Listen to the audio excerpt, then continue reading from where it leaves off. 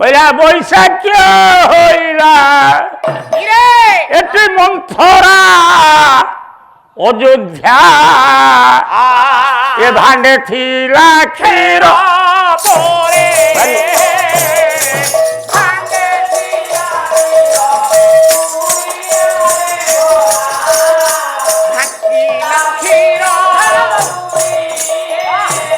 আজি বল্লভী কইকে আজি তবিশেষ এই বনবাসী কি রে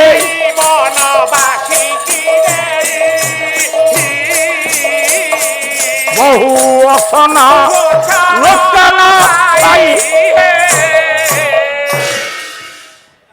ভঞ্ଜ ଆଜ୍ଞା ଆପଣମାନଙ୍କର ଏସବୁ ପାଲା ଏ ଶସ୍ତା ପାଲା ମୋଟେ ଶୁଣୁନା ଭଞ୍ଜ ଲେଖା ଭଞ୍ଜଙ୍କ ଲେଖା ପାଲାର ପରମ୍ପରା କଳା ଇଏ ଆଜ୍ଞା ବୈଶାଖ୍ୟ ହଇଲା ମନ୍ଥରା ଆଚ୍ଛା ଏଠି ଓଡ଼ିଆ ଅସ୍ମିତା ଓଡ଼ିଆ ଅସ୍ମିତା ଆମ ସରକାର କହୁଛନ୍ତି କି ଓଡ଼ିଆ ଅସ୍ମିତାର ଅର୍ଥ କ'ଣ ଓଡ଼ିଆ ଅସ୍ମିତା କ'ଣ ବଞ୍ଚେଇ ଆରେ ଯିଏ ସ୍ମୃତିରୁ ଅତୀତ ହେଇଯାଇଛି ଯାଇଛି ତାକୁ ଜୀବନ୍ତ କର ନା ଜୀବନ୍ତ କ'ଣ କର ଏଇଆ ନା ଆଉ କ'ଣ ବାବା ଆଜ୍ଞା ଯୋଉଟା ଆମେ ଓଡ଼ିଆ ଯେ ଆମର ସ୍ମୃତିରୁ ଅତୀତ ହେଇଯାଇଛି ଓହୋ ତାକୁ ଫେରେଇ ଆଣିବା ନା ଫେରେଇ ଆଣିବା। ଯଦି କହିବେ କେମିତି ହେବ ଆପଣଙ୍କ ଛୁଆବେଳେ ଗୋଟେ ଗୀତ ଶିଖିଥିଲେ ବଡ଼ ହେଇଗଲେ ଆଉ ମନରେ ପଡ଼ୁନି ନା ଯଦି କୌଣସି ସମୟରେ ସେ ଗୋଟାଏ ପଦ ମନରେ ପଡ଼ିଗଲା ନା କ'ଣ ବାବା ଆଜ୍ଞା ଆପଣଙ୍କର ଅସ୍ମିତା ପାଇଲେ ନା ପାଇଲେନି ପାଇବେ ନା ଆଉ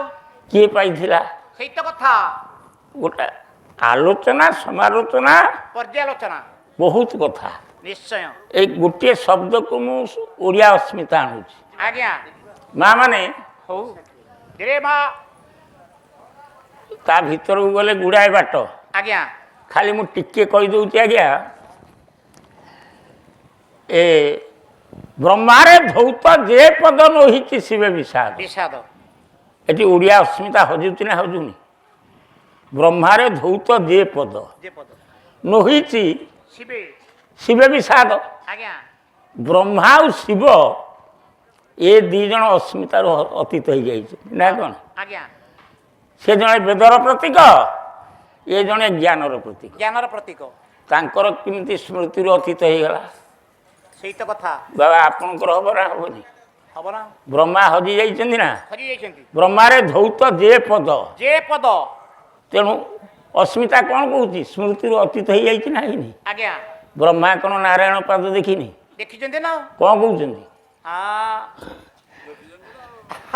ଶିବ ଆଉ ଏଠି କ'ଣ କହିଲେ ଯେ ପଦ ନୋହିଛି ନୋହିଛି ମାନେ ଦେଖିନାହାନ୍ତି ହେଇଲୋ ବାପ ତାକୁ ଦେଖିଛି କିଏ କିଏ ଦେଖିଲେ ବିଜ୍ଞାନୀ କୈବର୍ତ୍ତ ବିଜ୍ଞାନୀର ଅର୍ଥ କ'ଣ ବିଶେଷ ଜ୍ଞାନୀ ଆଚ୍ଛା ବ୍ରହ୍ମା ବିଶେଷ ଜ୍ଞାନୀ ନୁହନ୍ତି କି ଆଜ୍ଞା ଶିବ ବିଶେଷ ଜ୍ଞାନୀ ନୁହନ୍ତି କି ହଁ ସେମାନେ କ'ଣ ହାରିଗଲେ ଇଏ କ'ଣ କୈବର୍ତ୍ତ ବିଜ୍ଞାନୀ ନା ଆଜ୍ଞା ଏଇଠି ହେଲା ଓଡ଼ିଆ ଅସ୍ମିତା ଆରେ ବିଗତ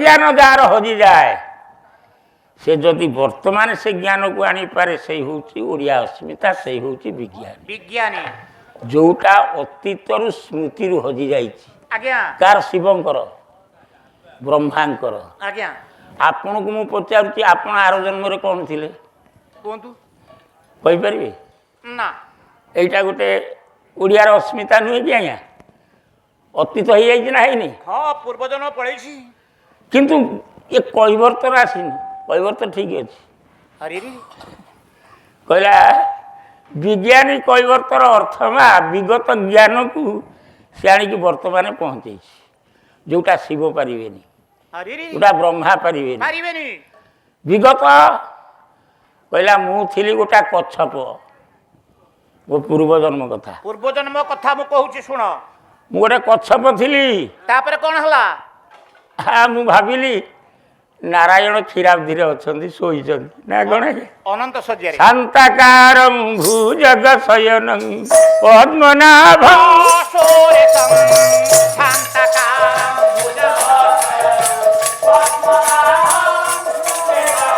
ବିଶ୍ୱଧାର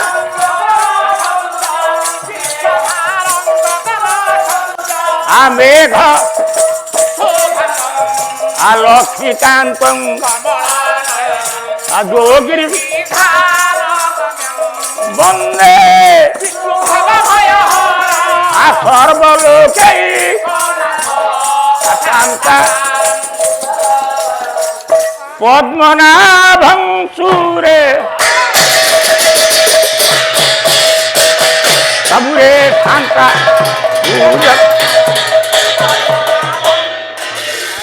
ଇଏ ହେଉଛି ଆପଣଙ୍କର ନାରାୟଣଙ୍କର ସାକାର ରୂପ। କଚ୍ଛପ କହିବାର ତ ଭାବୁଛି ମୁଁ କଚ୍ଛପ ହୋଇଥିଲି ଯେତେବେଳେ ଠାକୁରଙ୍କର ଏଇ ରୂପଟାକୁ ଦେଖିଲି ଶାନ୍ତାକାରଂ ଭୁଜଗ ଶୟନ ସର୍ପ ବିଛଣା ଉପରେ ଶୋଇଛନ୍ତି ଗୋଟେ ସାକାର ରୂପ ହୋଇ। ଆପଣ ବି ଫଟୋ ଦେଖିଥିବେ।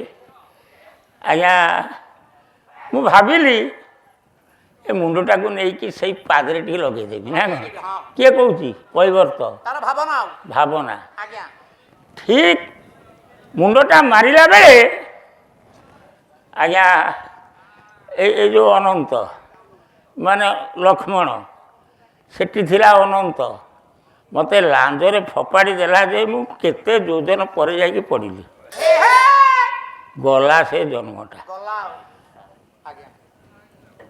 ମାନନୀୟ ଉପସ୍ଥିତ ସଜ୍ଜନ ବୃନ୍ଦ ଏବଂ ମାତୃସ୍ଥାନୀୟ ମହିଳା ବୃନ୍ଦ, ଆଜିର ଗାୟକ ମହାଶୟଙ୍କର ପ୍ରାଚୀନ ସାହିତ୍ୟ ଆଲୋଚନା ଏବଂ ଭାବଭଙ୍ଗୀ ଏବଂ ପ୍ରାଚୀନ ସ୍ୱର ପରିବେଷଣରେ ମୁଗ୍ଧ ହୋଇ ବାବା ବଳିଆ 200 ଟଙ୍କା ଭାରତୀୟ ମୁଦ୍ରା ପୁରସ୍କୃତ କରିଛନ୍ତି।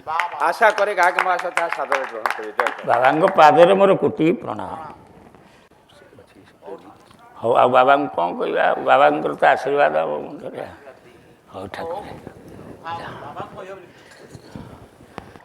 ଆଜ୍ଞା ଏ ଲକ୍ଷ୍ମଣ ସେତେବେଳେ ଗୋଟେ ସାପ ହେଇକି ଥିଲା ଶୋଇଥିଲା ଲାଞ୍ଜରେ ଫିଙ୍ଗିଦେଲା ଗଲା। ଆଉ ପାରିଲିନି ଆଜ୍ଞା। ଆଜି ତାପରେ ଭାବିଲି ମା କଷ୍ଟ କଲେ କୃଷ୍ଣ ମିଳିବ ଗୋଟେ କଥାରେ ମା ମାନେ କୁହନ୍ତି। ଫେର ମୁଁ ପାଣି କାଟି କାଟିକି ଆସିକି ପହଞ୍ଚିଲି କୋଉଠି? ସେଇ ପାଦ ପାଖରେ। ଏ ଯେଉଁ ସୀତା ସେ ମୋତେ ଆଞ୍ଜଳାଏ ପାଣିରେ ଫିଙ୍ଗିଦେଲେ ଗଲା ସେ ଜୀବନଟା। ଆଜି ତାଙ୍କରି ଉପସ୍ଥିତିରେ ମୁଁ ଧୋଇବି ନା ଧୋଇବିନି ଆଜ୍ଞା? ତେଣୁ ଭଞ୍ଜ କ'ଣ ଖରାପ କହିଲେ କି? ତେଣୁ ଓଡ଼ିଆ ଅସ୍ମିତାକୁ ଫେରେଇ ଆଣିଲେ ନା ଆଣିଲେନି? କିଏ ଆଣିଲା? କୈବର୍ତ୍ତ ଆଣିଲା। ଆଉ କ'ଣ ବ୍ରହ୍ମା ଆଣିଛନ୍ତି ନା ଶିବ ଆଣିଛନ୍ତି? କୈବର୍ତ୍ତ ଆଣିଛି ଏଠି। ତେଣୁ ତା ନାଁ ହେଉଛି ବିଜ୍ଞାନୀ। ବିଗତ ଜ୍ଞାନକୁ ଜନ୍ମ ଦେବା ସେ ସୃଷ୍ଟିକି ଆଣିବା ଏ ହେଉଛି ବିଜ୍ଞାନ। ଏପର୍ଯ୍ୟନ୍ତ ସ୍ମୃତିରେ ଜୀବନ୍ତ ହେଇପାରୁନି। କେଉଁମାନଙ୍କର? ଦଣ୍ଡକାରଣ୍ୟରେ ଯେତେ ବାବାଜୀ ଥିଲେ ହେଉଛି କି? ଆଜି ବହା ଓଡ଼ିଆ ଅସ୍ମିତା ଆସିଗଲା। ଆଜ୍ଞା କହିଲେ ଆରେ ହେ ଇଏ କିଏ ରେ? ଆଗରେ ଗୋଟାଏ ପୁରୁଷ, ପଛରେ ଗୋଟାଏ ପୁରୁଷ, ମଝିରେ ଗୋଟାଏ ସ୍ତ୍ରୀ ଲୋକ। ଆରେ ହେ ଆମେ ଏଇ ଯେଉଁ ଭେକ ପିନ୍ଧି ଜଟା ଖୋଲି ବାବାଜୀ ହେଇଛନ୍ତି ଏସବୁ ଭୁଲ। ଏଗୁଡ଼ା ସବୁ ଭୁଲ ନୁହେଁ ନା? ବୋହିବା ଆମେ ସମସ୍ତେ କ'ଣ ଏ କାମିନୀ ବେଶ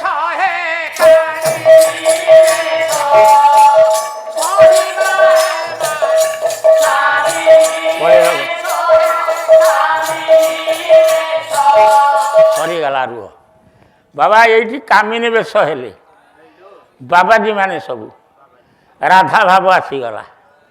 ମୁଁ ଆପଣଙ୍କୁ ପ୍ରଥମ କହିଛି ରାଧା ଭାବଟା ତ୍ରେତୟା ଯୁଗରେ ଦଣ୍ଡକାରଣ୍ୟରେ ବୃନ୍ଦ ବୃନ୍ଦ ସଂଖ୍ୟାର ବାବାଜୀ ମାନେ ସେ ରାଧା ଶବ୍ଦଟିକି ଆଣିଲେ ନା ଆଣିଲେନି? କେମିତି? ତେଣୁ ରାଧା ଭାବଟା ଆସିଗଲା। କହିଲା ଆମେ ସବୁ ସ୍ତ୍ରୀ ହବା, ସେ ଆଉ ପୁରୁଷ ହବାନି। ତେଣୁ କହିଲେ ଆଉ ଜଣେ କହିଲା କହିଲା କେମିତି ସେ ନାରୀରେ ତ କ'ଣ ଅଛି ସବୁ କହୁନା କହିଲୁ କି ନାରୀରେ ବେଣୀ ଅଛି।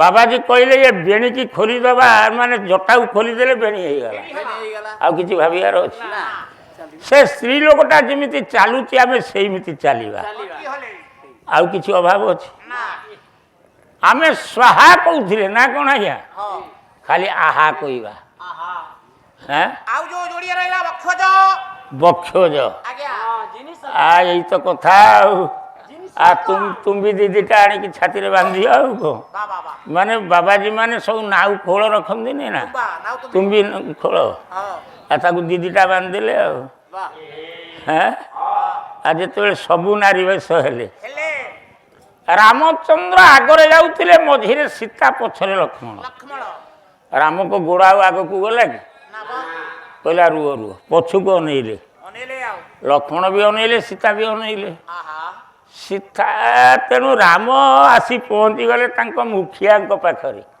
ଓହୋ ସେ ବାବା ମାନେ ବାବାଜୀ ବୃନ୍ଦ ବୃନ୍ଦ ସଂଖ୍ୟାର ଜଣେ ବାବାଜୀ ଥିବେ ନା ମାଲିକ ମାନେ ଓସ୍ତାଦ ସର୍ଦାର ସର୍ଦାର ତାଙ୍କୁ ଦେଖିଲେ ଆଗରେ କହିଲେ ବାବା ଏ ତମର ଏ ବେଶ ସବୁ କ'ଣ କହିଲା ତୁମେ କିଏ ହୋ ତୁମେ କିଏ ତୁମେ କିଏ ପଚାରୁଛ ରାମ ତ ମିଛ କହିବେନି ସତ୍ୟାସନ୍ଦ ସେ ସତ୍ୟସନ୍ଧ ପୁରୁଷ ହଁ କହିଲେ ମୋ ନାଁ ରାମ କହିଲା ଆମର ବି ଟିକେ ଅଛି ବ୍ୟାକରଣ ଜ୍ଞାନ ବାବାଜୀ କହିଲେ ବାବାଜୀ କହିଲେ କଣ ବ୍ୟାକରଣ ଜ୍ଞାନ ରାମର ଅର୍ଥ କ'ଣ ରମୟତି ହିତି ହି ରାମ ନା କ'ଣ ବାବା ଆଜ୍ଞା ଆମର ଅବସ୍ଥା ଦେଖୁଛ ନା ଆମକୁ ରମଣ କରୁନା ଏମିତି କଣ କହିଲ ଭୁଲ ହେଲା କି ଆମେ ସବୁ ସ୍ତ୍ରୀ ସାଜିଛୁ ତମେ ଗୋଟିଏ ପୁରୁଷ ଆମକୁ ରମଣ କର ରମଣ କର ରମଣ କଲେ ଯାଇକି ରାମ ହବ ନା ରାମ କହିଲେ ଆରେ ମୁଁ ତ ଗୋଟାଏ ପୁରୁଷ ମୁଁ ଗୋଟିଏ ସ୍ତ୍ରୀ ଗ୍ରହଣ କରିଛି କରିଛି ମୁଁ ହେଲି ଏ ଅନୁକୂଳ ପୁରୁଷ ଦକ୍ଷିଣ ପୁରୁଷ ଯେତେବେଳେ ହେବି ଦକ୍ଷିଣ ନାୟକ ଅନୁକୂଳ ନାୟକର ପ୍ରଭେଦ ବହୁତ କଥା ଆଜ୍ଞା ଗାୟକମାନେ ଆପଣମାନେ ସବୁ ଜାଣିଛନ୍ତି ହଁ ବା ଆଜ୍ଞା ଅନୁକୂଳ ନାୟକର ଗୋଟିଏ ସ୍ତ୍ରୀ ସ୍ତ୍ରୀ ଦକ୍ଷିଣ ନାୟକଙ୍କର ବହୁ ସ୍ତ୍ରୀ ବହୁ ସ୍ତ୍ରୀ ତେଣୁ କୃଷ୍ଣ ହେଲେ ଦକ୍ଷିଣ ନାୟକ ହଁ ରାମ ହେଲେ ଅନୁକୂଳ ନାୟକ ନାୟକ ତାଙ୍କ ଜୀବନରେ ଗୋଟିଏ ସ୍ତ୍ରୀ ଏକ ପତ୍ନୀ ଆଉ ଏତେ ବାବାଜୀ ଯଦି ତମକୁ ରମଣ କରି ଏଟା ଅସମ୍ଭବ ଅସମ୍ଭବ ନୁହେଁ ନା ନାଇଁ କେବେ ହବ କହିଲେ ଯାଅ ଯାଅ କଥା ଦେଲି ଡେଲି ମୁଁ ବହିବି ଏ ଗୋପୀନାଥ ବେଶକୁ ବଲ୍ଲଭୀ ହେବ ତୁମେ ଦ୍ୱାପର ଏତିକି ତୁମେ ମାନେ ସବ ବଲ୍ଲଭୀ ବୋଇଲେ ମାନେ କ'ଣ ବଲ୍ଲଭୀ ବୋଇଲେ ଗୌରୁଣୀ ଗୌରୁଣୀ ତେଣୁ ଆଜ୍ଞା ଏଇଠି ଆଜ୍ଞା ଗୌରୁଣୀ ହେଲେ ହେଲେ କିଏ ଏଥିରେ ବାବାଜୀ ମାନେ ବାବାଜୀ ମାନେ ପଡ଼ିଥିଲା ଗୋଟେ ପଦ ବୈଶାଖୀ ହୋଇଲା ଏଇଠି ଆଜ୍ଞା ବୈଶାଖ୍ୟ ହୋଇଲା ମନ୍ଥରା ମନ୍ଥରା ମୁଁ ବଲ୍ଲଭୀ ଶବ୍ଦଟାକୁ ଧରିଛି ଏପର୍ଯ୍ୟନ୍ତ ଆଜ୍ଞା ଯଦି ମନ୍ଥରା ହେଲା କ'ଣ ବୈଶାଖୀ ବୈଶାଖ୍ୟ ଆଜ୍ଞା ବୈଶାଖ୍ୟ ବୋଇଲେ ମାସ ନୁହେଁ ଆଉ ଜ୍ୟେଷ୍ଠ ବୈଶାଖୀ ଏ ରମ ବୈଶାଖ୍ୟର ଅନ୍ୟ ଅର୍ଥ ହେଉଛି କ'ଣ ଗୋଟେ ଖୁଆ ଦଣ୍ଡ ଦଧି ମନ୍ଥନ ହୁଏ ହଁ ଆଚ୍ଛା ଆଚ୍ଛା ଆଜ୍ଞା ତାର ସେ ଷୋଳ ପାଖୁଡ଼ା ଗୋଟେ କାଠରେ ତିଆରି ହୁଏ ନା ତିଆରି ତା ଦେହରେ ଗୋଟେ ଦଣ୍ଡ ଲାଗେ ଲାଗେ ତା ନାଁ ହେଉଛି ବୈଶାଖ୍ୟ ବୈଶାଖୀ ଯଦି ରାମାୟଣରେ ମନ୍ଥରା ହେଲା ବୈଶାଖ୍ୟ ଅଯୋଧ୍ୟା ହେଲା କ୍ଷୀରପୁରୀ ଭାଣ୍ଡ କ୍ଷୀରପୁରୀ ଭାଣ୍ଡ କେତେ ଅର୍ଥ କରିଥିବି କ୍ଷୀରପୁରୀ କାହାକୁ କହିବା କ୍ଷୀର ନା କ୍ଷୀର ଯେତେବେଳେ ଗରମ ହେଇଯାଏ ତା ଦେହରେ ଗୋଟେ ସର ପଡ଼ିଯାଏ ନା ହଳଦିଆ ହଳଦିଆ ସେଇଟା ଆଜ୍ଞା କିଛି ଦିନ ରହିଗଲେ ସେ କ୍ଷୀରପୁରୀ ହେଇଯାଏ ବସା ଦହି ବର୍ଷା ଦହି 3-4 ବସା ଦହିର ନାଁ ହେଉଛି କ୍ଷୀରପୁରୀ କ୍ଷୀରପୁରୀ ଭାଣ୍ଡ ଆଜ୍ଞା ଭାଣ୍ଡ ନୁହେଁ କ୍ଷୀରପୁରୀ କ୍ଷୀରପୁରୀ ଅଯୋଧ୍ୟା ହେଲା ଗୋଟିଏ ଭାଣ୍ଡ ଓହୋ ଅଯୋଧ୍ୟା ଭାଣ୍ଡ ଅଯୋଧ୍ୟା ଭାଣ୍ଡ ଏ ଆଜ୍ଞା କ୍ଷୀରପୁରୀ କ୍ଷୀରପୁରୀ କିଏ କହୁନା ଆପଣ କହିବେ ନା ଆଉ ତେଣୁ ହେଲା ନା ତାକୁ ମନ୍ଥନରୁ ନବନୀତ ବିଶେଷ ସଚରେ ମାନେ ତୁମେ ଗୋଟି ଗୋଟି ପଚାର ହଁ ଏଗୁଡ଼ା ହେଉଛି ଓଡ଼ିଆ ଅର୍ଥ। କ୍ଷୀରପୁରୀ ଭାଣ୍ଡ କିଏ କହିଲ? କ୍ଷୀରପୁରୀ ଭାଣ୍ଡ ହେଲା ଅଯୋଧ୍ୟା। ଆମେ ପା ସେଇ କଥା କହୁଥିଲୁ। କ୍ଷୀରପୁରୀ ଅଯୋଧ୍ୟା ଯଦି କ୍ଷୀରପୁରୀ ଭାଣ୍ଡ ବସା ଦଇ ଭାଣ୍ଡ ଏଠି କଇକେଇ ହେଲା ଗୌଡୁଣୀ ବଲ୍ଲଭୀ। ବଲ୍ଲଭୀର ଓଡ଼ିଆ ଅର୍ଥ ହେଉଛି ଗୌରୁଣୀ। ମନ୍ଥରା ହେଲା କୁଆଦଣ୍ଡ, କଇକେଇ ହେଲା ଗୌରୁଣୀ, ଅଯୋଧ୍ୟା ହେଲା ବସା ଦଇ ଭାଣ୍ଡ। ଏବେ ବୁଝିପାଇଲେ ତ ଆଜ୍ଞା? ଅଯୋଧ୍ୟା ବସା ଦଇ ଭାଣ୍ଡ, କଇକେଇ ହେଲା ଗୌଡୁଣୀ ଆଉ ମନ୍ଥରା ହେଲା କଇକେଇ ମନ୍ଥନରୁ ନବନୀତ ବିଶେଷ ସଞ୍ଚରୀ। ସଞ୍ଚରୀ। ତା ଭିତରୁ ଲହୁଣୀ ବାହାରିଲା। ଆରେ ରେ ରେ ଗଦାଧରର କାମ ଟିକେ ଚା ଦେ ର ନମସ୍କାର। ନମସ୍କାର। ମୁଁ ସାମ୍ବାଦିକ ଆସିଲି ପଦେ ସମ୍ବାଦ ପଠନ କରିବି। କୋଉଠୁ ଆସିଲେ? ମୁଁ ଭୁବନେଶ୍ୱରରୁ ଆସିଛି। ଠିକ ଅଛି ପଢନ୍ତୁ। ପାତାଳବାଣୀ ଫଟକ ଖବର ପଢୁଛନ୍ତି ହଁ ଜବରଦସ୍ତ ମିଶ୍ର। ବାପା ଜବରଦସ୍ତ। ଆଚ୍ଛା ସେଟାକୁ ଧରୁଛି। ହ୍ୟାଲୋ। ଆଜି ତଳଚିର କୋଇଲା ଖଣିର ଶ୍ରମିକ ନେତା ସାବଧାନ ମହାନ୍ତିଙ୍କର ଗତକାଲି ତାଙ୍କ ବାସଭବନ ଠାରେ ସିଏ ପରଲୋକ ହୋଇଛନ୍ତି। କଣ ତାଙ୍କର ହେଇଥିଲା? ସିଏ ବହୁତ ଦିନ ଧରି କାନ ଟଣା ରୋଗରେ ପୀଡ଼ିତ ଥିଲେ।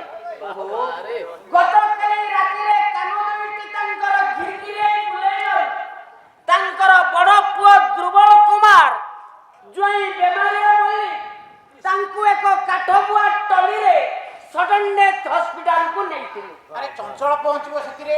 ଆଜ୍ଞା। ଆଚ୍ଛା ଆଚ୍ଛା ଆଚ୍ଛା ସେଠାରେ ଡକ୍ଟର ଅତର୍ଯ୍ୟା ମହାପାତ୍ର ଚିକିତ୍ସା ପରେ ଫେରାଇ ଦେଲେ। କି ନା ତାଙ୍କର? ଆଜି ଶୁଣନ୍ତୁ ମୁଖ୍ୟ ସମାଚାର। ଆଜି ମାଧବପୁର ଇଟା ଭାଟିରେ କେତେ ଜଣ ଦୁର୍ବୃତ୍ତ ନିଆଁ ଲଗାଇ ଇଟା ଭାଟିକି ନାଲି ପକେଇ ଦେଇଛନ୍ତି। ଆଉ କଣ ବଡ ଖରାପ କାମ କଲେ। ଆଜି ବୈତରଣୀ ନଦୀରେ ଗୋଟେ ଟକିଆ ଭାସି ଯାଇ ପ୍ରାୟ 5ରୁ ଓଡଶ ନିଖୋଜ ହୋଇଛନ୍ତି। ଆରେ ହେ ବଡ ଜୀବ ମରିଗଲେ। ଚିଙ୍ଗୁଡି ଆଜି ପୋଖରୀରେ ଏକ 12 ବର୍ଷର ବାଳିକା ସ୍ନାନ କରିବା ସମୟରେ ଚିଙ୍ଗୁଡି ତାକୁ ଘୋଷାରି ନେଇଛି। ଆରେ ବଡ ଚିଙ୍ଗୁଡି ହେଇଥିବ। ମୁଁ ବା ଟିଭିରୁ କହୁଛି। ଆଜ୍ଞା ଆଜ୍ଞା ଆଜ୍ଞା ତୁମେ କମେଇ ଦିଅ ନହେଲେ ବଢେଇ ଦିଅ। ବା ଟିଭିରୁ କହୁଛି ଭୁବନେଶ୍ୱରରୁ। ହଉ ହଉ ହଉ ଆଜି ଭୁବନେଶ୍ୱର କଟକ ଜାତୀୟ ରାଜପଥ ଉପରେ ଦୁଇଟି କଳାକୃତ୍ୟ ଅତ୍ୟାଚାର ଫଳରେ ପୁଲିସ ତାଙ୍କୁ ହ୍ୟାଣ୍ଡକପ୍ ପକେଇଛି। ଅନ୍ୟାୟ କଲେ ସେମାନେ ଆଉ। ଆଜି ଖେଳ ଖବର ତିନି କଣିଆ ବଗିଚା ମ୍ୟୁନିସିପାଲିଟି ପାଇଖିଣା ପଛପଟ ମରିବଣରେ ଚାଲିଥିବା 4 ଦିନ ବ୍ୟାପୀ ଗୁଚିତାଣ୍ଡୁ ପ୍ରତିଯୋଗିତା ମହାସମାରୋହରେ ଶେଷ ହୋଇଛି। ଆରେ କ୍ରିକେଟ କହ। ପାଣିପାଗ ଆସନ୍ତା 24 ଘଣ୍ଟା ପାଇଁ ପାଗ କଣ କେମିତି ରହିବ କହିବା ସମ୍ଭବ ନୁହେଁ। ତଥାପି ପାଣିପାଗ ବିଶେଷଜ୍ଞମାନଙ୍କ ଠାରୁ ପରିପ୍ରକାଶ ସକାଳୁ ଥଣ୍ଡା ଲାଗିବ, ଗାଧୁଆଳକୁ ଗରମ, ପୁଣି ରାତିକି ଥଣ୍ଡା ଲାଗିବ। ଆଚ୍ଛା ବର୍ଷା ତାପମାତ୍ରା ଯେତିକି ଥିଲା ସେତିକି ବର୍ଷା ହେଇପାରେ ନ ହେଇ ପାରେ। କେତେ କହିଲି ରହୁଛି ଗୋଟାଏ ପଦ।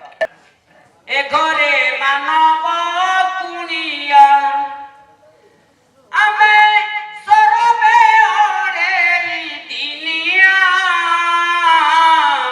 ଏ ଘରେ ମାନବ କୁଣିଆ ଏ ଘରେ ମାନବ କୁଣିଆ ଆମେ ସରବେ ଅଢେଇ ଦିନିଆ। ଏ ଘରେ ମାନବ କୁଣିଆ ହାୟ ହାୟ ଏ ଘରେ ମାନବ କୁଣିଆ। ତେଣୁ ମା ମାନେ ମନେ ରଖିଥିବ ବୈଶାଖ୍ୟ ହେଲା କିଏ? ମନ୍ଥରା ମାନେ ଗୋଟେ ଖୁଆଦଣ୍ଡ। ହଁ କଇକେଇ ହେଲା ଅଯୋଧ୍ୟା ଗୌଡୁଣୀ। ଗୌରୁଣୀ, ଆଚ୍ଛା ଅଯୋଧ୍ୟା ହେଲା କ୍ଷୀରପୁରୀ ଭାଣ୍ଡ। ମନ୍ଥନରୁ ନବନୀତ ବିଶେଷ ସଞ୍ଚରୀ। ଓହୋ ଏ କଇକେଇ ଗୌରୁଣୀ ମନ୍ଥରା ଦଣ୍ଡକୁ ପକାଇ ଅଯୋଧ୍ୟା ଭାଣ୍ଡକୁ ଯେତେବେଳେ ମନ୍ଥିଲା ଆଚ୍ଛା ମାନେ ଦଧି ଭାଣ୍ଡକୁ ହଁ ବିଶେଷ ଲହୁଣୀ ସୃଷ୍ଟି ହେଲା। ଦଧି ମନ୍ଥନରୁ ମାନେ ଲହୁଣୀ ବାହାରିବନି। ହଁ ସେ ଲହୁଣୀ କି କିଏ ଖାଇଲେ? କିଏ ଖାଇଲେ? ବନବାସୀଙ୍କି ଦେଇ ବହୁ ଅସନ ଲୋଚନ ପାଇ। ମା ମାନେ କହିପାରିବ କି? ଭଞ୍ଜ ସାହିତ୍ୟ ଉପରକୁ ଗଲେ ଏଇଠି ଗୋଟେ ଅଦ୍ଭୁତ କଥା ହେଇଗଲା। କଣ ହେଲା? ଆଜ୍ଞା ବନବାସୀଙ୍କି ଏ ଲହୁଣୀ ଦିଆଗଲା ଖାଇବା ପାଇଁ। ଖାଇବା ପାଇଁ ଯଦି ଲହୁଣୀ ବନବାସୀ ମାନେ ଖାଇବେ ପାଟିରେ ଖାଇବେ ନା କୋଉଥିରେ ଖାଇବେ? ଖାଇବା ଜିନିଷ ନା ନା ଆଜ୍ଞା ଭଞ୍ଜ ସାହିତ୍ୟ କହୁଛି ବନବାସୀ ମାନେ ବହୁ ବନବାସୀ ଅସନ କଲେ ନୟନରେ ଆଖିରେ ଖାଇଲେ। ଖାଇବେ ନା। ଆରେ ଆଖିରେ ହାଣି ଦଉଛ। ଆଖିରେ କଣ ଖାଇବେ? ଆପଣ ମାନେ ଚିନ୍ତା କରନ୍ତୁ ଗୋଟେ ଖାଦ୍ୟକୁ ଆଗେ ଆଖି ଦେଖିବ ନା ପାଟି ଖାଇବ? ଆଗେ ଆଖି ଦେଖିବ। ଆଖି ଦେଖିବନି? ଆଜ୍ଞା ଆଖି ଆଗେ ଖାଏ ନା। ଆଗେ ଆଖି ତାର ମନ ହେଲେ ସେ କହେ ତୁ ପାଟି ଖା। ପାଟି ନେଇ ତେଣୁ ଆପଣ ମାନେ ବୃନ୍ଦ ବୃନ୍ଦ ସଂଖ୍ୟାର ବାବାଜୀ ବାବାଜୀ ଯେତେବେଳେ ରାମଚନ୍ଦ୍ରଙ୍କର ରୂପ ଲହୁଣୀକି ଆଜ୍ଞା ଆଖିରେ ଖାଇଲେ ହଁ ପାଟିରେ ନୁହେଁ ନା ଆଖିରେ ଖାଇଲେ ନା। ଆଖିରେ ଖାଇଲେ ବା ବହୁ ବନବାସୀ ମାନେ ଅସନ କଲେ ଲୋଚନରେ କି ଆଖିରେ। ଆଖିରେ ବୁଝିପାରିଲୁ ନା? ନା ବୁଝି ହେଲା ଯେ କିନ୍ତୁ ଅର୍ଥ ଭୁଲ ହେଇଗଲା। ମାନେ ଆପଣ ଯୋଉ ପଢିଲେ ଯୋଉ ପଦ ପଢିଲେ ଅର୍ଥ ସମ୍ପୂର୍ଣ୍ଣ ଭୁଲ। ଭୁଲ ମାନେ ଆପଣ ଅର୍ଥ କଲେ ପ୍ରଥମରୁ କଣ କହିଲେ? ବୈଶାଖ୍ୟ ହେଲା ମନ୍ଥରା ମାନେ ଖୁଆଦଣ୍ଡ, କୈକେୟୀ ହେଲା ଗଉଡୁଣୀ, ଅଯୋଧ୍ୟା ହେଲା କ୍ଷୀରପୁରୀ ଭାଣ୍ଡ, ତାପରେ ଦଧି ମନ୍ଥା ହେଲା ପରେ ଲହୁଣୀ ବାହାରିଲା। ତାକୁ ଅଯୋଧ୍ୟାବାସୀ ମାନେ ଖାଇଲେ, ବାବାଜୀ ମାନେ ଖାଇଲେ, ଆଖିରେ ଖାଇଲେ। ଇରେ ଅଯୋଧ୍ୟାବାସୀ ମାନେ ନୁହେଁ ବନବାସୀ ମାନେ ହଁ। ଆଖିରେ ଖାଇଲେ। ଖୁଆଦଣ୍ଡରେ ଦୌଡ଼ି ନହେଲେ ଦଧି ମନ୍ଥନ ହେଇପାରିବନି। ସେ ଗୋଟେ ବିରାଟ କଥା। ଖାଲି ଖୁଆଦଣ୍ଡରେ କେମିତି ଦଧି ମନ୍ଥନ ହବ? କିରେ ଆଜ୍ଞା ଦୌଡ଼ି କିଏ? କିଛି ଲୋକ ଆଜ୍ଞା ହାତରେ ମନ୍ଥିଲେ ନା ହବନି ହବନି ନା। ଦୌଡ଼ି ଦରକାର। ଆଉ ଦୌଡ଼ି ହେଲେ ତ ହବ ନା ଆଉ। ବିପ୍ର ଇନ୍ଧନ ଦେବୀ ମନ୍ତ୍ରେ ବୁଝିଲେ କାନ କହେ କଥା ରେ ସେ ଯଥାର କହେ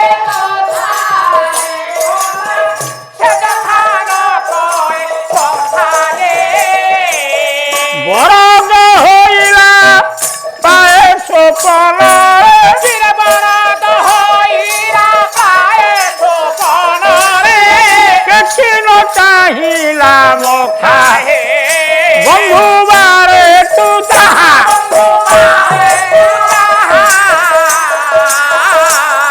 ବନ୍ଧୁ ଦେବୀ ମୁଁ ମାଗିବୁ ଯାହାରେ। ବଢିଆ ଅର୍ଥ ହବ ଆଜ୍ଞା। ମୂଳ କୋଉଠି ଅଛି? ଆଜ୍ଞା ବିପ୍ର ଇନ୍ଧନ ବିପ୍ର ଇନ୍ଧନ ଦେବୀ ମନ୍ତ୍ରେ ପୂଜିଲେ ସେ ଯଥା ନ କହେ କଥା। କଥା ଓଡ଼ିଆ ଅସ୍ମିତାକୁ ଫେରନ୍ତୁ ଆଜ୍ଞା। ଆମେ ଯେପର୍ଯ୍ୟନ୍ତ ଓଡ଼ିଆ ନ ପଢ଼ିଛନ୍ତି ସେ ପର୍ଯ୍ୟନ୍ତ ପାଲାର ଭାବ ପାଇବେନି। ବାବା କ'ଣ କହିଲେ? ଆଜ୍ଞା ନା ଆଜ୍ଞା ଆପଣଙ୍କୁ କ'ଣ କହିଲି? କିରେ ଆଉ କୁହ ବିପ୍ର ଇନ୍ଧନ ବିପ୍ର ବୋଇଲେ ବ୍ରାହ୍ମଣ, ତାପରେ ଇନ୍ଧନ ବୋଇଲେ କାଠ।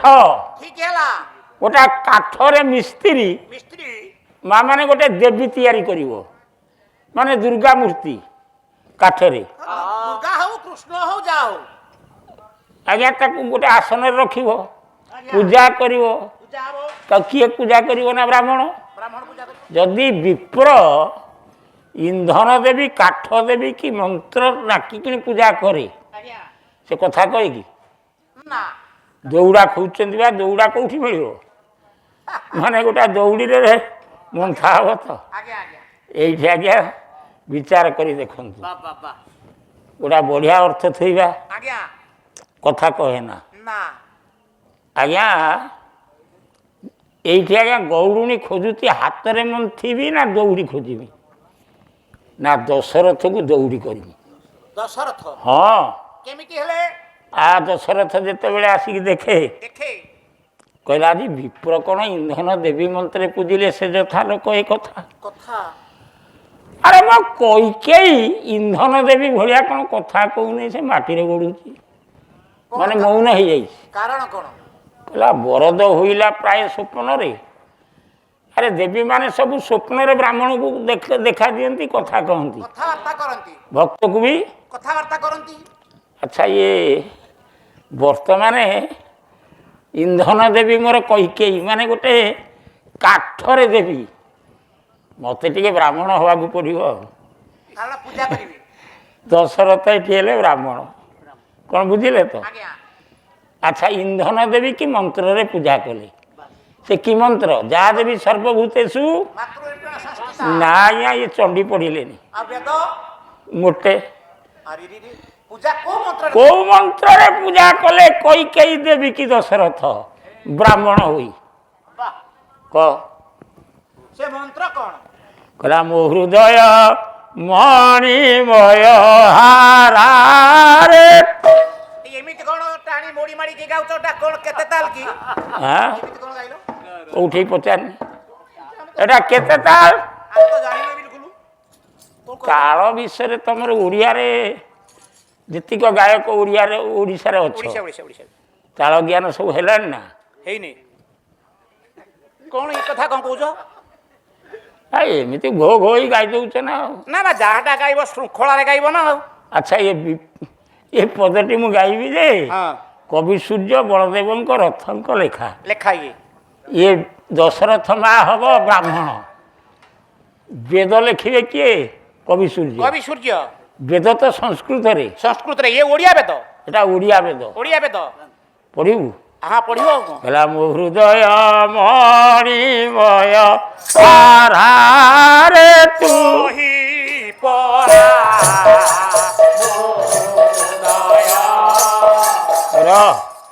ଏଟା 8 ତାଳି 8 ତାଳି ଆଜ୍ଞା। 1 2 3 4 5 6 7 8 8 7 6 5 4 3 2 1 ମୋ ହୃଦୟ ମଣିମୟ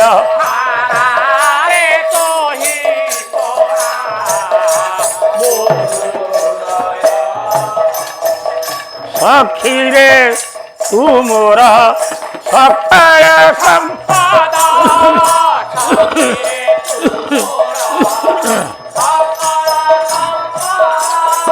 ଆମଦନ ଭଳି ରତନ ଇଏ ମଦନ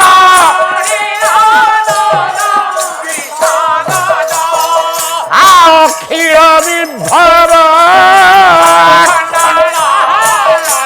ଅଖିଳ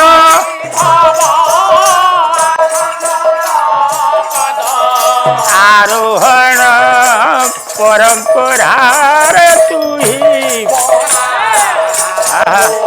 ମୋ ହୃଦୟ ମୟ ତୁହି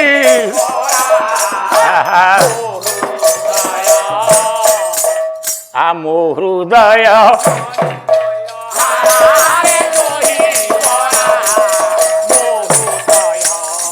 ମୋ ହୃଦୟ ତୁଇ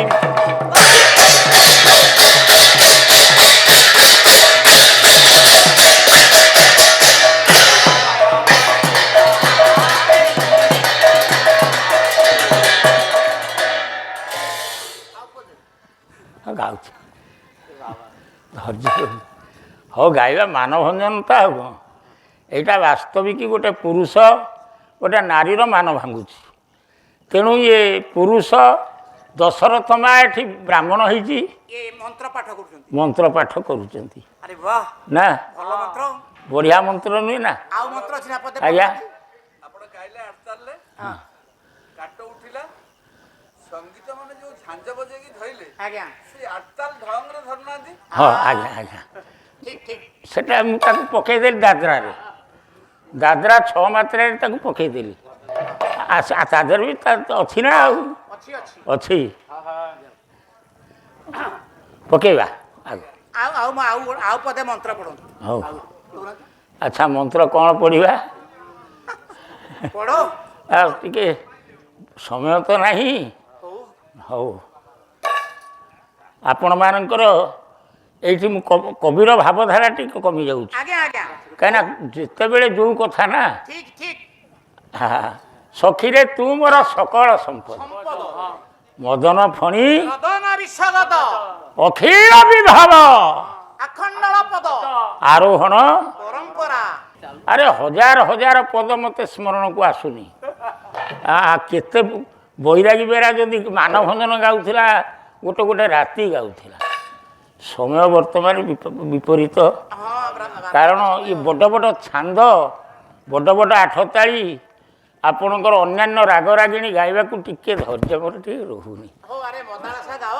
ହଁ ହଉ ନା ଗୋଟେ ପୁରୁଣା ହବ ଆଉ ସେଟା କଷ୍ଟ ଟିକେ ହବ। ତେଣୁ ହଉ ହେଲା ଆ ଗାଉଛି ପଦେ ପଦେ ଗାଇଦିଅ ନା। ଆ କାହୁଁ ଶିଖିଲୁ ଏହାରେ ଚନ୍ଦ୍ରା ନନା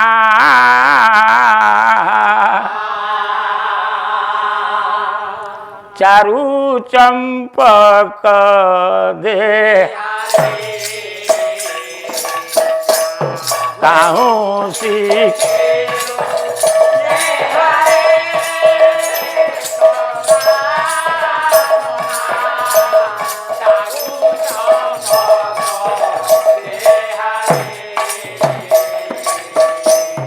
ଅଶ୍ରୁ ପ୍ରସରିବାର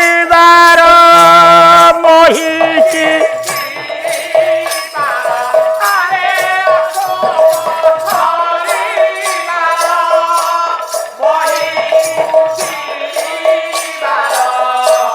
ମୁଁ ଆଜନ୍ମ ପରିଚାର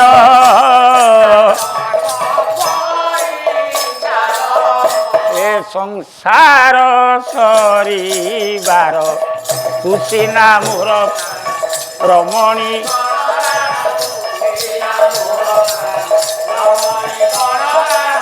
ରାଣ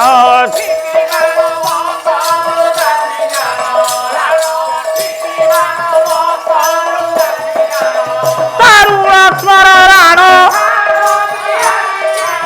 ଦାରୁଣ ବାଣ ଗଣରେ ନିଶେ ବାଣ ଆଉ ନେବଟିଏ ପରାଣ ଆଜ ଏକି ଚନ୍ଦ୍ରା ଦେଖି ନାହିଁ ସୋପନରେ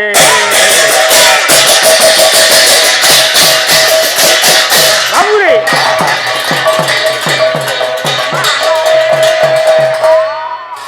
ଏ ଗୋଟିଏ ପୁରୁଣା ଗୀତ ଆକୁ ସବୁ ଗାୟଣ ମାନେ ଗାଆନ୍ତି। ତେଣୁ ମୁଁ ଆପଣମାନଙ୍କୁ ଆଉ ସମୟ ନେଉନି। ଏ ବାବୁ ଇନ୍ଧନ ଦେବେ କି ମନ୍ତ୍ରରେ ପୂଜିଲେ ସେ ଯଥା ନ କହେ ଆଜ୍ଞା କଥା ବି କହୁନି। ଆପଣମାନେ ଲକ୍ଷ୍ୟ କରିବେ ଏଇଠି କଥା ଥିଲା କେଉଁଠି କଥା ତ ବର୍ତ୍ତମାନ ପଡିଛି ମନ୍ତ୍ର ପଢୁଛନ୍ତି ଦଶରଥ। ଆ ଦଶରଥ ତ ପଡ଼ିକିଣି ଯେତେବେଳେ ପଚାରିଲେ କାହିଁକି କହିଲେ ମୁଁ ଏ ବୁଢ଼ା ଦିନେ ତମେ ବୁଢ଼ା ହେଲଣି ମୁଁ ବୁଢ଼ୀ ହେଲିଣି ପୁଅ ବୋଉ ଆସିଲେଣି ଆଚ୍ଛା ଏ ମାନ କ'ଣ ଭାଙ୍ଗୁଛ ଲଜ୍ଜା ଲାଗୁନି ତମ ଏ ବୟସରେ ମାନ କେମିତି ଭାଙ୍ଗୁଛ ମୁଁ ତ ଜାଣିପାରୁନି। ମୁଁ କାହିଁକି ବସିଛି ସେ କଥା ପଚାରୁନା।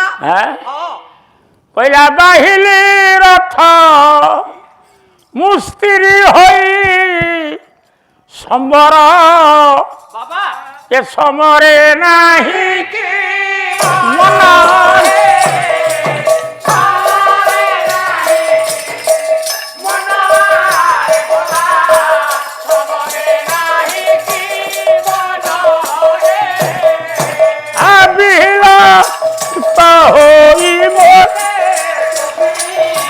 প্রসূত হেব বাল বালুকা খেল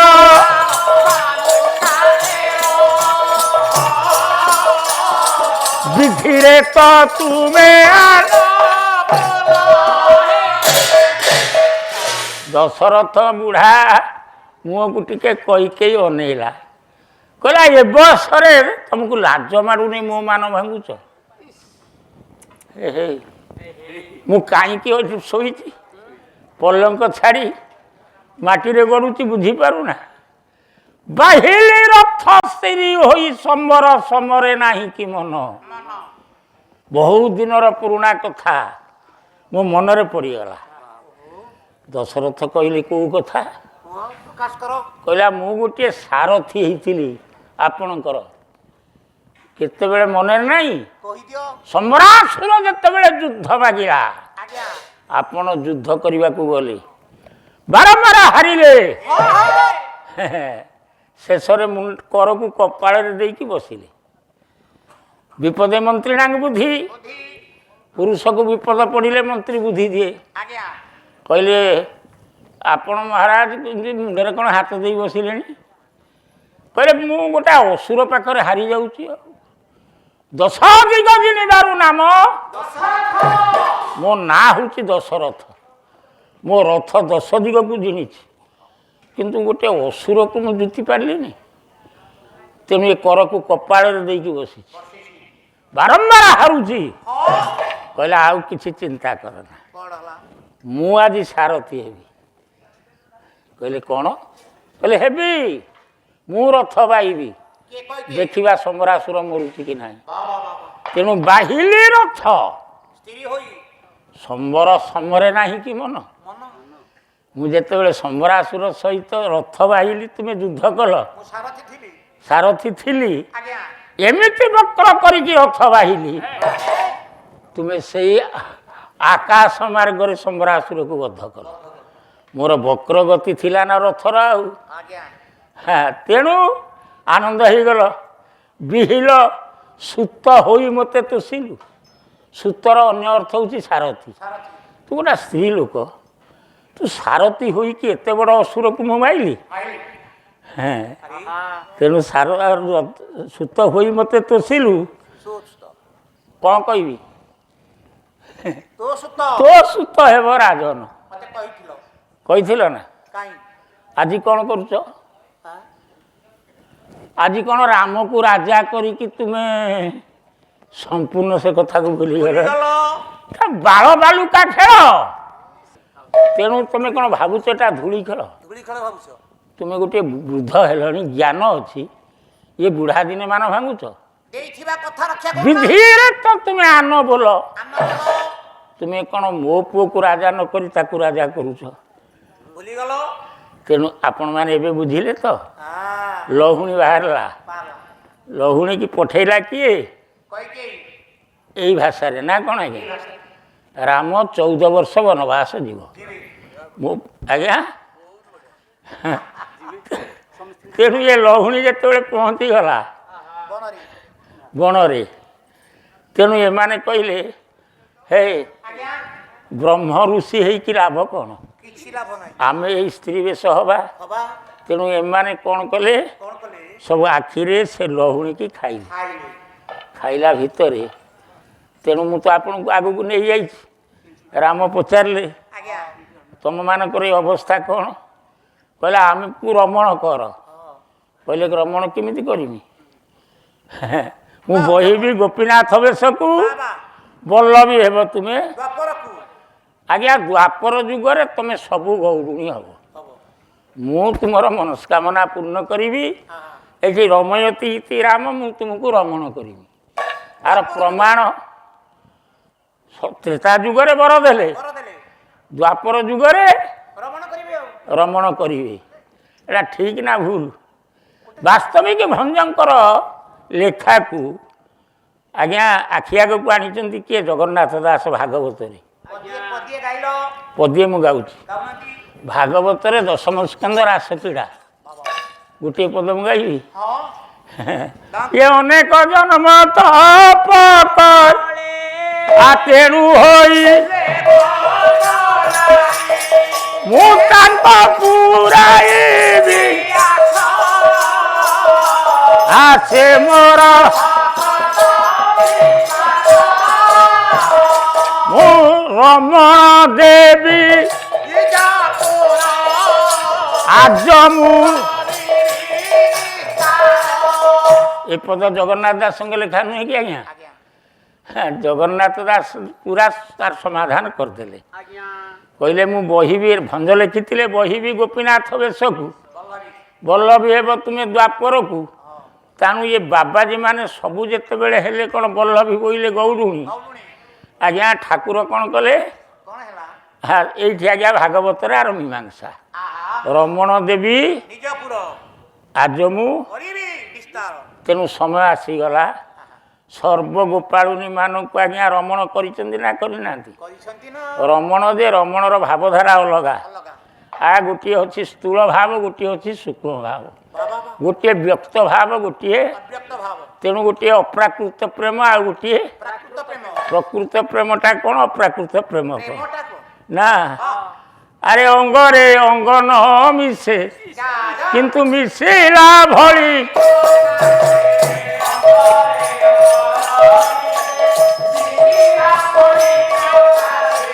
ଯାହା ହେଉଥାଏ କାମ ବାଣେ ଯେ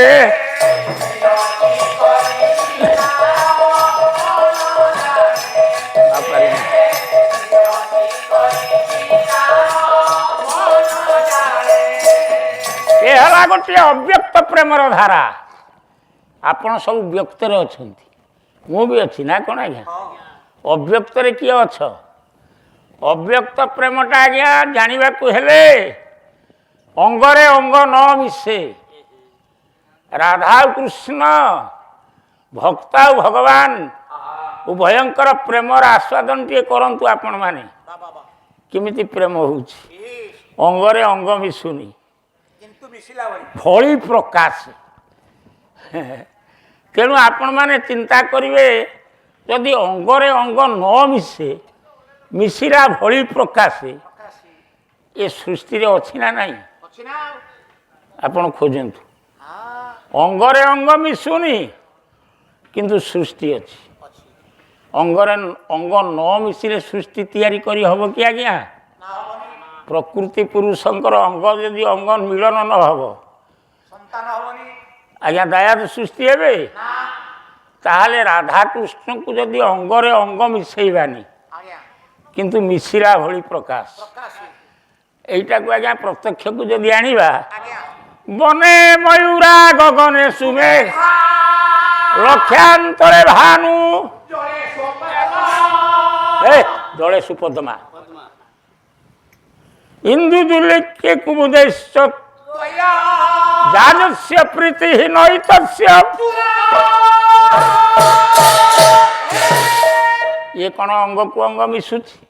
ନା ଇଏ ଗୋଟେ ଅବ୍ୟକ୍ତ ଛନ୍ଦ ନୁହେଁ କି ଆଜ୍ଞା? ଆଜ୍ଞା ବନେ ମୟୂରା ମାନେ ମୟୂର ମାନେ ଆକାଶରେ ମେଘ, ମେଘ ତାଙ୍କର ଅଙ୍ଗ ମିଶୁଛି କି? ନା ତାଙ୍କ ସୃଷ୍ଟି ଅଛି ନା ନାହିଁ? ଅଛି ମୟୂର ମେଘ ଆସିଲେ ନାଚେ, ଆଜ୍ଞା ତାର ବୀଜ ସ୍ଖଳିତ ହୁଏ, ତାକୁ ମୟୂରୀ ଖାଏ, ପାନ କରେ କିନ୍ତୁ ଉଭୟଙ୍କର ଅଙ୍ଗ ମିଳନ ନାହିଁ ଏ ସୃଷ୍ଟିର ଗୋଟେ ନୂଆ କଥା। ଆଜ୍ଞା ଲକ୍ଷାନ୍ତରେ ଭାନୁ, ଜଳେ ସୁପଦ୍ମା ପାଣିରେ ମା ପଦ୍ମ, ଆକାଶରେ ଅଛି କିଏ? ଭାନୁ ବୋଇଲେ ସୂର୍ଯ୍ୟ। ତାଙ୍କର ଅଙ୍ଗ ମିଶୁଛି କି? ନା ତାଙ୍କ ସୃଷ୍ଟି ଅଛି ନା ନାହିଁ? ଅଛି 2,00,000 ଯୋଜନରେ ଚନ୍ଦ୍ର, ଚନ୍ଦ୍ର ଆଜ୍ଞା କଇଁ ଫୁଲ ଅଛି ନା ନାହିଁ? ପୋଖରୀରେ ଆଉ ତାଙ୍କର ସୃଷ୍ଟି ଅଛି ନା ନାହିଁ? ଅଛି ତେଣୁ ରାଧା କୃଷ୍ଣ ଉଭୟଙ୍କର ଯେଉଁ ଅବ୍ୟକ୍ତ ଭାବଧାରା, ଆହା ଇଏ ଜୀବନ୍ତ ନା ଜୀବନ୍ତ ନୁହେଁ? ନା ଜୀବନ୍ତ ଇଏ ଜୀବନ୍ତ। ଭକ୍ତ ଭଗବାନଙ୍କର ପ୍ରେମ ପ୍ରେମ ଏ ଗୋଟିଏ ଅବ୍ୟକ୍ତ ପ୍ରେମ। ବାବା କେତେ ଦୂର ଭିତରେ ଥାଏ ଜାଣିଛ? କେତେ ଦୂର ଆଜ୍ଞା ମୁଁ ଭାବର ଗ୍ରାହକ ମୁଇଁ ମୁଁ ଦିନ ଜନ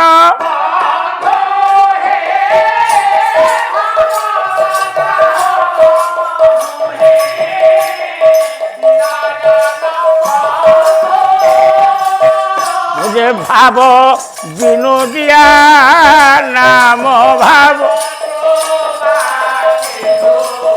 এ ভাব গ্রাহী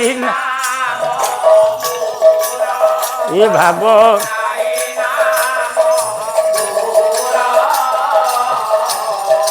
ভাবর জুরে বাঁধিছন্তি ভক্ত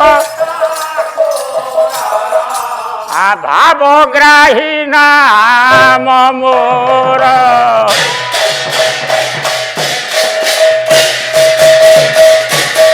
বাবুরে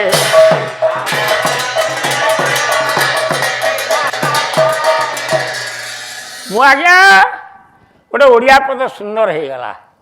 ଭାବର ଗ୍ରାହକ ମୁଇଁ ଦିନ ଜନ ବନ୍ଧୁ। କିଏ ନ ଜାଣିଛି ଭାବର ଗ୍ରାହକ ଭାବଗ୍ରାହୀ? ଭାବଗ୍ରାହୀ ନାମ ମୋର ଭାବରଜୁରେ ବାନ୍ଧିଛନ୍ତି ଏ ଭକତ ସୁର।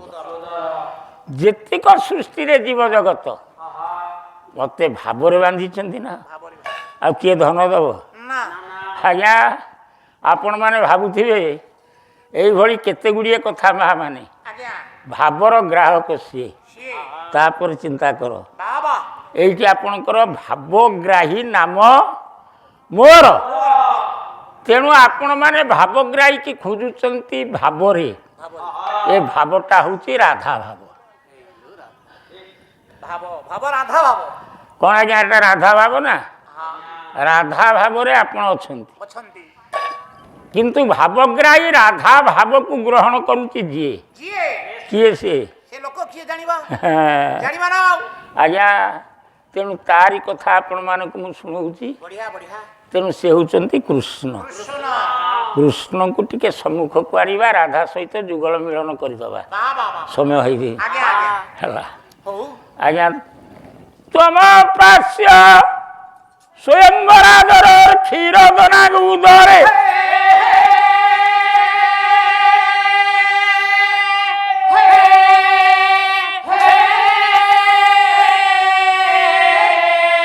ସଂଖ୍যে ସୁନ୍ଦରୀ କାଳ କୁଟମପି ମନ୍ମୁଢ଼ ମୃଢ଼ାନି ପତି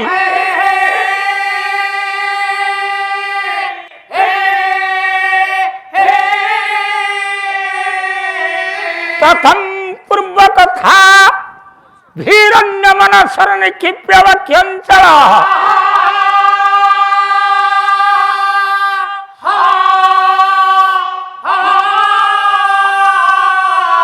পণ্ডিতে রাধায়ং স্তন কোরক পরিযুগ্ম নেত্র হরি সপাতু।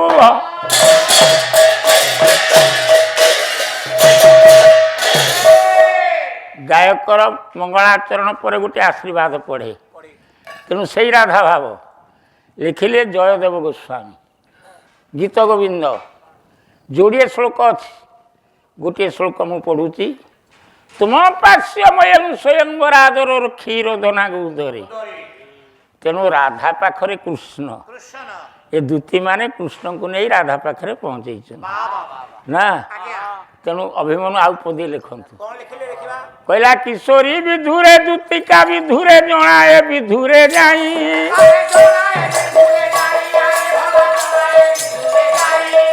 ଭାନୁ ଜେମାକୁ ଯେ କ୍ଷମା ଆଉ ରମା ବିପରୀତ ନ କରଇ ହେ ହରି। ହରି ବୋଇଲେ ହରି ହେଲେ ନ ରଖିବେ ହରି, ହରି ହେଲେ ନ ରଖିବେ ହରି। ଏ ଅଭିମନ୍ୟୁଙ୍କର ବିଦଗ୍ଧ ଚିନ୍ତାମଣି। ହରି ଶବ୍ଦ ବହୁ ଜାଗାରେ, ହରିରିନ୍ଦ୍ର ହରିର ଭାଗ, হরির বিষ্ণু হরির মরু, হরির সিংহ হরি সর্প, স্বর্ণবর্ণম হরিশ্রুত। ତାକୁ ଧ୍ୱନି ମଞ୍ଜରୀ ପ୍ରମାଣ କଲା। ତେଣୁ କିଶୋରୀ ବିଧୁରେ, ବିଧୁ ଅର୍ଥ ଦୁଃଖ। ରାଧାଙ୍କର ଦୁଃଖକୁ ମନ ଦୁଃଖରେ ଦୂତିକା ଯାଇକି କହିଲା କାହାକୁ? କୃଷ୍ଣଙ୍କୁ। କହିଲା ଆଉ ଭାନୁ ଜେମାକୁ କ୍ଷମା ନାହିଁ। ଭାନୁ ବୋଇଲେ ବୃଷଭାନୁ, ବୃଷଭାନୁ ଜେମାକୁ ଆଉ କ୍ଷମା ନାହିଁ। କହିଲେ କ'ଣ କ୍ଷମା ନାହିଁ? ନା ରମାକୁ ବିପରୀତ କର। କ'ଣ ହେଲା? କନ୍ଦର୍ପ ସ୍ୱରରେ ଆଉ ରକ୍ଷା ନାହିଁ। ହେ ହରି, ତୁମ ନାଁ କହିଲେ ସେ ଯାଉଛି ସରି। ଆଉ ରାତ୍ରି ହେଲେ ବି ନ ରଖିବେ ଆଉ ହରି। ରାତ୍ରିରେ ଅଧିକ ବିଚ୍ଛେଦ ନୁହେଁ କି ଆଜ୍ଞା? ରାଧା କହୁଛି। ତେଣୁ ଆପଣମାନେ ଲକ୍ଷ୍ୟ କରିବେ। କହିଲେ ଠିକ୍ ଅଛି, ଯଦି ରାଧା ଆଉ କୃଷ୍ଣଙ୍କର ମିଳନ ଯୋଉ ଅପେକ୍ଷା କରିଛ ଶେଷ ପର୍ଯ୍ୟାୟରେ, ତେଣୁ କୃଷ୍ଣ ଆଉ ଡେରି କଲେନି। ଏଠି ଜୟଦେବଙ୍କ ଭାଷାରେ କୃଷ୍ଣ ଆସୁଛନ୍ତି। ତୁମ ପାଶ୍ୟମୟଂ ସ୍ୱୟଂବରାଦର କ୍ଷୀର ଦନା ଉଦରେ। ବର୍ତ୍ତମାନ ରାଧା ଆଉ କୃଷ୍ଣ ବୃନ୍ଦାବନ ସ୍ଥିତ କଦମ୍ବ ଗଛ ମୂଳ ସ୍ୱର୍ଣ୍ଣ ବେଦିକା ଉପରେ ବସିଛନ୍ତି। ସମୟ ନାହିଁ ଆଜ୍ଞା। ରାଧା ଟିକେ ମାନ କରିଛନ୍ତି, କୃଷ୍ଣ ତାଙ୍କୁ କୋଳେଇ ନେଇଛନ୍ତି। ଗଣ୍ଡେ କର ଚାଳି ଚାଣ୍ଡେ ବଚନ,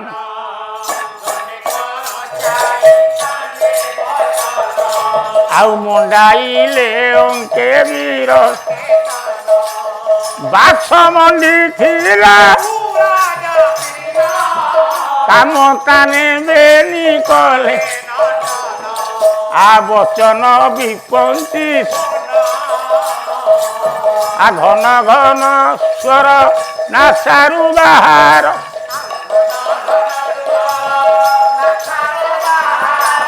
କଙ୍କଣ କାଟିଲା ମାନର ରାଧାଙ୍କ ଗଣ୍ଡରେ କର ଚାଳିଦେଲେ କୃଷ୍ଣାଣୀ କୂଳରେ ବସେଇଲେ କହିଲେ ରାଧେ ଏଠି ଆଉ ଅନ୍ୟାନ୍ୟ ସଖୀମାନେ ସବୁ ଦୂରେଇ ଗଲେଣି ତୁମକୁ ଗୋଟିଏ ରଜାଘର ମାନେ ନୂଆ କଥା କହିବୁ ଟିକେ ବସି ମୋ କୂଳରେ ଶୁଣ ରାଧା ବସିଛନ୍ତି କୃଷ୍ଣଙ୍କ କୂଳରେ ଆରମ୍ଭ କଲେ କହିଲେ ରାଧେ ତୁମ ପାଶ୍ୟମୟଂ ସ୍ୱୟଂ ବରାଦର କ୍ଷୀରୋଦନାକୁ ଧରେ ରାଧା କୃଷ୍ଣଙ୍କ କୂଳରେ ବସିକି ଟିକେ ହୁଁ ମାରୁଛନ୍ତି କଥାରେ କହିଲେ କ'ଣ କହୁନା କହିଲା ତୁମ ବିଷୟରେ ବହୁତ ଅଛି ମୁଁ କହିବାର ରାଧା କହିଲେ ମୁଁ ଶୁଣିବି ହୁଁ ମାରିବି ଗୋଟେ କୁହ ମୋ ଜୀବନ କଥା କୁହ କୃଷ୍ଣ କହିଲେ ରାଧେ ତୁମେ ଆଜି ରାଧା ମୁଁ କୃଷ୍ଣ ତୁମେ ବି ରାଧା ନଥିଲ ମୁଁ କୃଷ୍ଣ ନଥିଲି ତୁମେ ଥିଲ କ୍ଷୀରସାଗର ସମ୍ଭବା ମାନେ କ୍ଷୀରସାଗରରୁ ଉଦ୍ଭବ ହେଇଥିଲ ତୁମେ ଥିଲ ଲକ୍ଷ୍ମୀ ମୁଁ କ'ଣ ଥିଲି ଏଟା ଭଲ କଥା ସେତେବେଳେ ତ ମୁଁ ଏ କୃଷ୍ଣ ନଥିଲି ତୁମେ ଯଦି ଥିଲ ଲକ୍ଷ୍ମୀ ମୁଁ କ'ଣ ଥିଲି ସଠା ଚଟା ଛିନ୍ନମ ଘନେନ ବିଭ୍ରତା ନୃସିଂହ ସିଂହୈର୍ମ ତନୁ ତନୁ ତୟା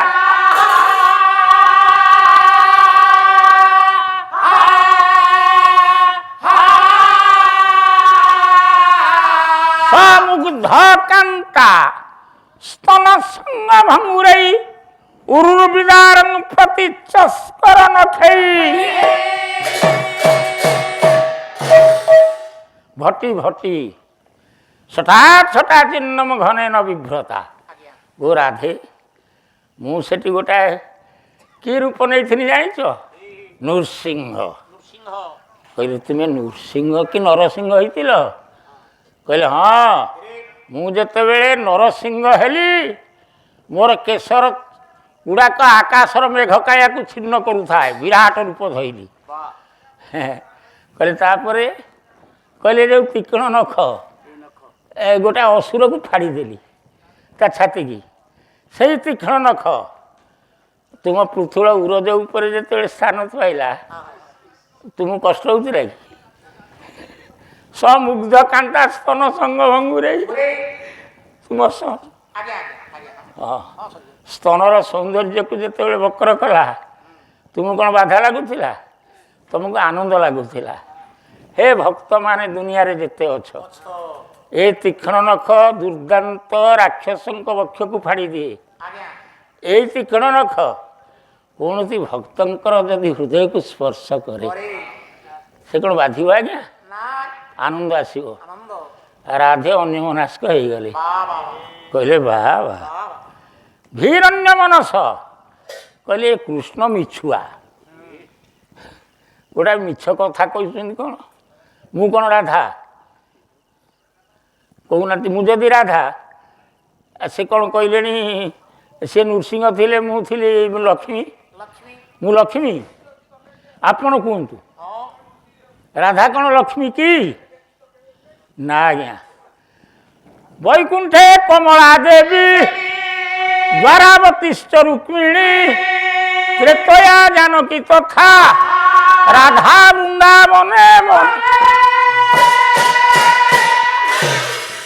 ଯିଏ ବୈକୁଣ୍ଠରେ କମଳା ସେ ତ୍ରେତୟାରେ ଜାନକୀ ଦ୍ୱାପରରେ ରୁକ୍ମିଣୀ କିନ୍ତୁ ରାଧା ନୁହେଁ ରାଧା ଗୋଟେ ସ୍ୱତନ୍ତ୍ର ନାୟିକା ରାଧା ଚରିତ୍ର ଚିତ୍ରଣ କରିବି କାଲି ଆଜି ସମୟ ନାହିଁ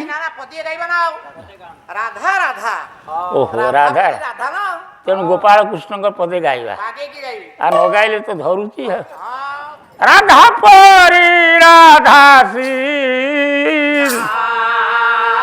ଆଗ ପ୍ରିୟ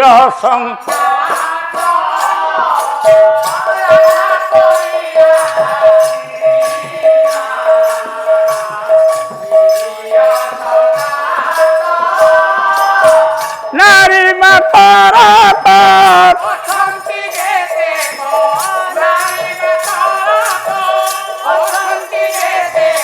সর্বে পিতল সুনা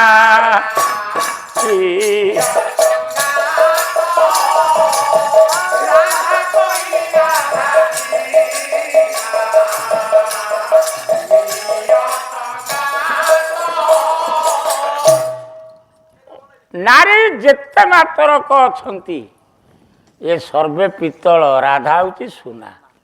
ରାଧା ରାଧା, ତେଣୁ ଏଇ ରାଧାକୃଷ୍ଣ ଆଜିର ପାଲାର ପ୍ରଥମ ପର୍ଯ୍ୟାୟରେ ଯାହା ହେଉ ଏଇ ରାଧାକୃଷ୍ଣ ସମସ୍ତଙ୍କର ଆଶୀର୍ବାଦ କରନ୍ତୁ, ଓରନ୍ତୁ ଆନନ୍ଦ ସାଗରେ। ହଉ ଦିନ ଜନ ସଂରକ୍ଷଣ ମହା ଗଲାବେଳେ ଗୋଟିଏ ଆନନ୍ଦ ସାଗରେ ହରିବୋଲ ହୁଳହୁଳି କର ତାଳି ଦିଅ ଏ ଦେଶର ଦୁଃଖ ଯାଅ।